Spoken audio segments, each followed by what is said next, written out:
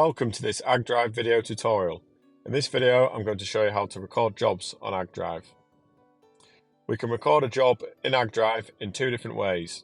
We can do it first by the scheduled job list by clicking on the job, or we can actually use the plus icon down below and start the job recording from there without having to have the job scheduled to us.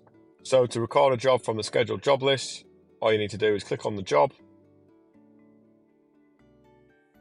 Then from here, the user can either call the customer directly from here. They can also get directions to the field or to the pin drop by selecting the locations and then the Google Maps icon. And it would open up in Google Maps and we can get directions from where we are to that pin drop. Or if we don't need any of these details, we can just press start work or start traveling, which would then start the job. To start the job recording without needing to have the job scheduled to us, we're going to go to the plus icon again. We're going to press start recording job. We're then going to select our customer. Again, we can use the search bar to search the customer by their first name, last name, or even their business name. I'm just going to press BB Farming Company as an example. And then again, we can then select our operation, which I'm going to choose square baling, and click on square baling 4x3 8 foot.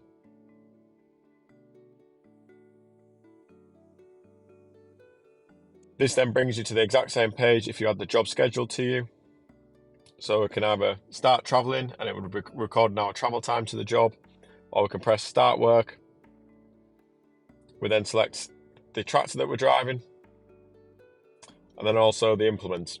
Because we've got it set up in our operations that we are square baling, all of our square balers will come to the top of the list to make it easier for your operators to actually select. So we're going to select this New Holland square baler. And before we can actually start the job, we've made it mandatory in our operations that we have to do our pre-start health and safety checks. So we can do these like so. Or we can press check all to quickly do our checklist. And once we're happy we've done the sufficient checks, we can then confirm and start the job. So now it's recording the exact location of where we are in the world. If I was to start driving around now, it'll be recording our exact location, like so. And all I have to do as an operator now is leave this job running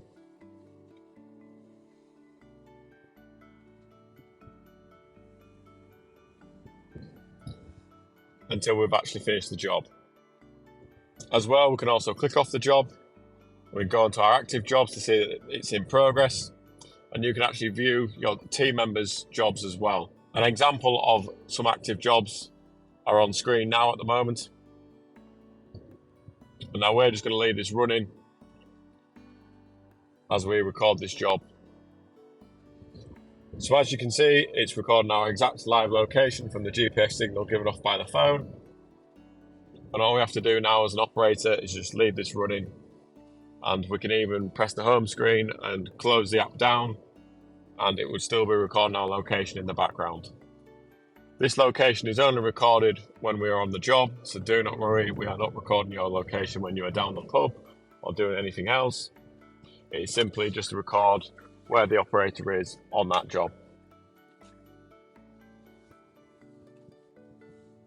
Once you have finished your job, as you can see on screen now, you can just press finish work, confirm that you have actually finished the job. And then all you need to do now is scroll down and fill in all the details. And you can change anything on screen, whether it be by the actual operation, the customer.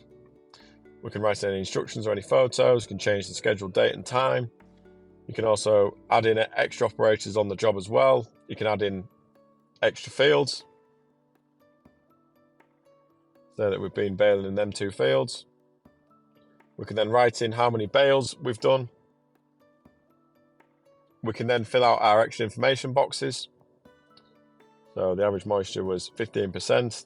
The average weight was 500 kilos. You could also add in extra information boxes if you wish as well. You could also add in our fuel use or any products on this particular job. And again, we can also edit the time records. So by clicking on the actual start date and time, we can also use the scroll bars to actually edit the time in which we've done the job. And we can also fill in the travel time, although this would automatically be recorded from pressing the start travel button. As well, we can also write in any breaks that we've had on this particular job, and we can write in any downtime on there. And if we had any locations attached, those will be there as well. We can also add in any notes and photographs on this particular job. So I'm just going to write in the headlands.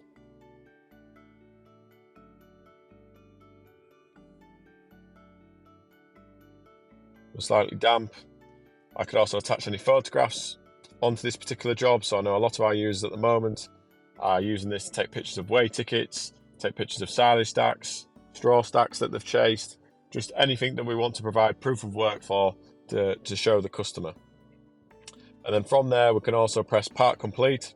So say if we get rained off on this particular job, square baling, the job will sit in the active job section, and then we can come back to it the following day and continue the job recording the next day or within another time slot. So if we're happy with these job details, we can just press complete.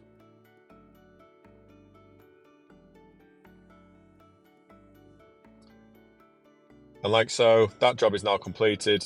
We can then edit any of the job information by using the edit button at the top right hand corner, as well as you can actually do it when the job is in progress and press save. We can also delete jobs as well if we're a manager on AgDrive. And as you can see, we've now got an approve button for invoicing, which will then suggest that some form of management has checked over that job and said that that job is ready to invoice. And so from doing that, it'll then put that job into the invoicing section ready to invoice. Please do check out our invoicing video to get more of a tutorial on invoicing in AgDrive. So because we've now completed this job, the job is now sat there in the completed job section like so. We can then also view other jobs that have also been done on AgDrive. This is just an example of a that drilling job that's already been done, so we can see exactly where the operator has been within the field. We can see he's going up and down. We can see exactly how he's drilled it, and that he's only drilled part of that field, LP1, and we've got all the details there. And this job has already been invoiced, so we now can't edit any of the information on here. What we can do for this job here, as it hasn't been invoiced yet, this is just another example of a spraying job. Thank you very much for watching. If you have any questions or queries about job recording in AgDrive, I'll leave our contact details in the description below. Thank you very much for watching.